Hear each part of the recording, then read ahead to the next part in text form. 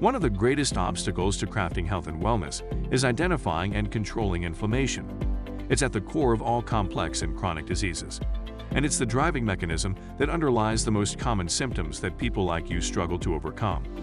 Join us as we explore cutting-edge science and research to give you the information and tools you need to create the quality of life you want and deserve. And now, here is the host of Inflammation Nation, Dr. Stephen Noseworthy. Well, if you were with me in the last episode, we talked about starting to define what inflammation is and what it isn't. And I drew distinctions between things like inflammation and swelling, where swelling is just accumulation of fluid and inflammation is actually the presence of different types of inflammatory chemicals. Most of those are classified as what we call cytokines. And these come predominantly from the immune system, although there are other tissues that can create inflammatory chemicals. For example, we talked very briefly about something called neurogenic inflammation, where the brain can generate inflammation in the body, even in the absence of some kind of an inflammatory trigger like a virus or even tissue damage. And then we went on to talk about the barrier systems very briefly, and we spent some time talking about the gut barrier system and things like leaky gut, and how when you have changes in the lining of the intestinal system that generate an inflammatory response in the gut, with leaky gut, those inflammatory chemicals actually spill out into systemic circulation and can affect everything, including getting into the brain and causing things like brain fog. And so what I wanted to do in today's episode is just talk a little bit about what we might call leaky brain. And I'll say the same thing that I did in the last episode. This is not like a big treatment of the concept of leaky brain, because that's a pretty big concept. There's a lot of things to talk about in and of that just by itself. But we want to try to start making some connections. And ultimately what I'm doing with these earlier episodes is just trying to build a little bit of a foundation of knowledge, or to construct a framework, if you will, around inflammation and how it relates to health before we start talking about specific entities. And one of the things I'll plan on doing is talking about the role of inflammation and things like weight loss. And I'm doing that just simply because we're coming up to that time of year where things like New Year's resolutions and weight loss are just the top of almost everybody's minds. But let's talk about the blood-brain barrier. If you remember, a barrier system is just something that separates two different compartments. And so the function of the blood-brain barrier is to protect the internal environment of the brain from things that are circulating through the bloodstream, things that have no business being in the brain environment. And that would include infections and toxins and inflammatory chemicals and all that kind of stuff. And what the blood-brain barrier is actually comprised of, it's the lining of the blood vessels that branch out from your core, your main immune system, and dive deep into the brain to feed blood into the brain.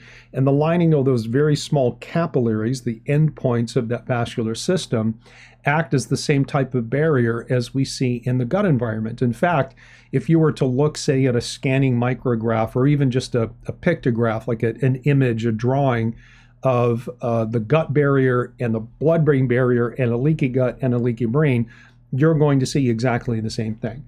And so we kind of, from a clinical perspective, we start to think that things that cause things like leaky gut will eventually cause leaky brain. But if you have one, it doesn't mean that you're going to have another. There's no guarantee of that. In fact, we have, just even my own clinical experience, I've tested hundreds, if not thousands of people for leaky gut and leaky brain. And we do have very good, solid, validated tests for those things that are based in blood or serum testing. But we see it all the time where somebody has a leaky gut but not a leaky brain, even though they may have gut symptoms and brain symptoms. Or it could be the other way around. Somebody has a leaky brain but they don't have a leaky gut. But we understand that because the tissue architecture and the function and physiology of the barrier systems are the same, and the variables that tend to drive the breakdown of one barrier system eventually break down the other barrier system. It's almost just a matter of time if you have one before you eventually get to another. Now, of course, it's not a guarantee. We're talking about probabilities.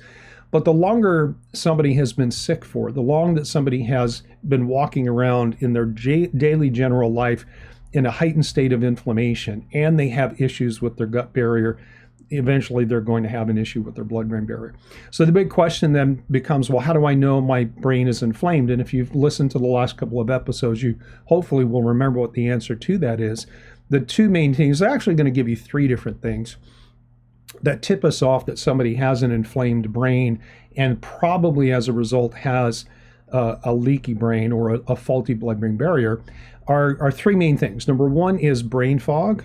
Number two is depression or lack of motivation. And I'm going to throw a third one in there, and that is mental fatigability or brain fatigue. Now let's talk about each one of those just very quickly by themselves. I mentioned in a prior episode, again, very briefly, that when the brain is inflamed, the conduction speed of the neurons that we think and feel and remember with starts to slow down. And so brain fog, even though there's no real formal definition, we kind of all know it when we have it, even though some people find it very difficult to express in words exactly what it is they're feeling up in their brain.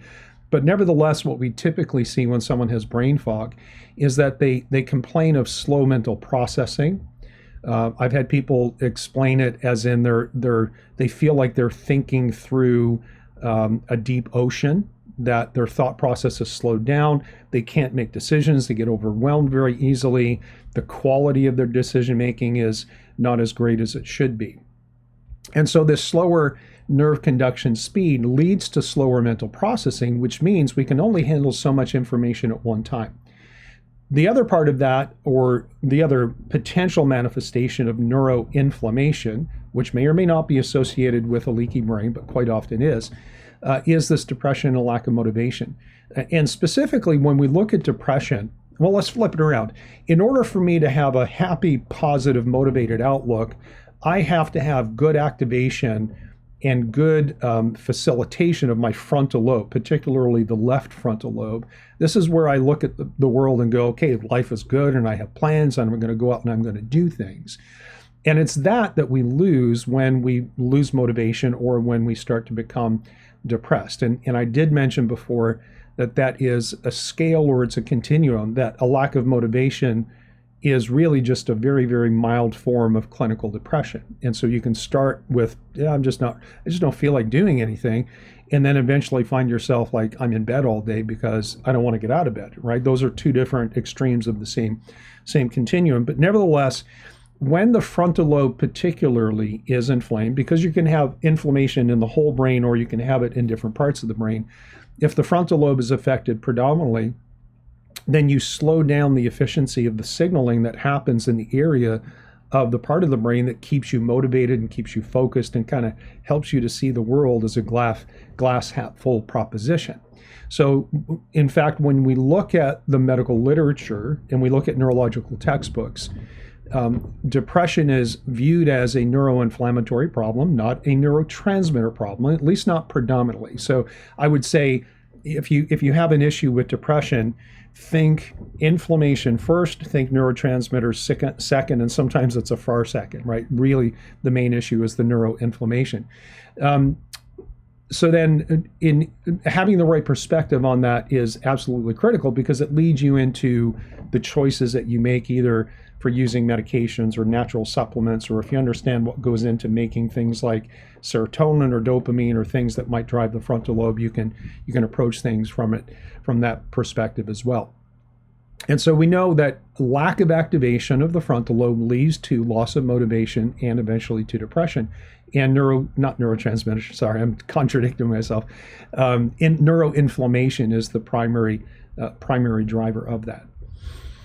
And then the third thing is mental fatigability. And sometimes it's difficult. Like if somebody comes to my office, or I shouldn't say that because I don't have an office, I do virtual consulting all the time these days. But if somebody contacts me and as part of our initial consultation, they say, I've got this fatigue, my first question is, well, is that body fatigue or is that brain fatigue? And sometimes people can't really tell the difference. They're like, I don't know, I'm just tired.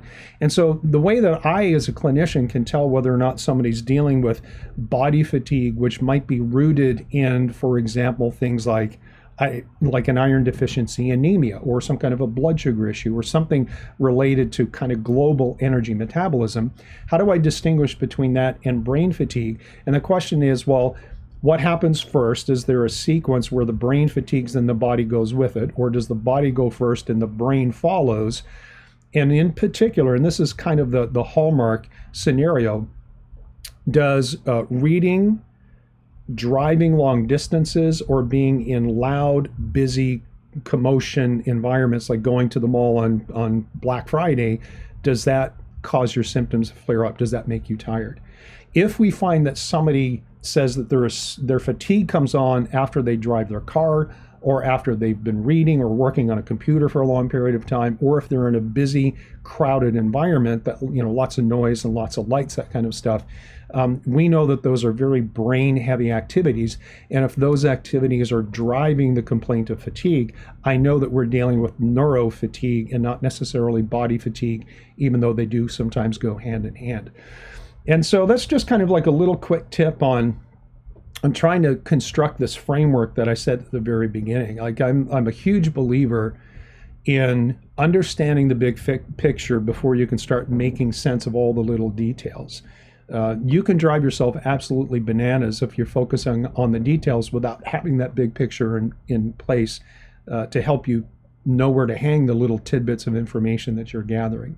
So I'm going to leave it there for right now. We still have more to talk about. We have one more episode to talk very quickly about the respiratory or the lung barrier and how inflammation can drive that, or it can be a result of that. And that's, probably a good point to leave you on, is that, whether we're talking about inflammation related to leaky gut, leaky brain, or leaky lung, there can be a bidirectional relationship there. You can become inflamed, for example, because you have a broken barrier system like a leaky gut or a leaky brain, or you can acquire leaky gut or leaky brain as a result of some kind of inflammatory insult. So to be honest, at some point, it really kind of becomes like a chicken or the egg scenario where, from our perspective, where we are today, trying to deal with real problems in real time, is that it doesn't matter what first started the whole cascade, is that we have to deal with what we have to deal with. And so we have ways to assess each one before we start making quality clinical decisions about,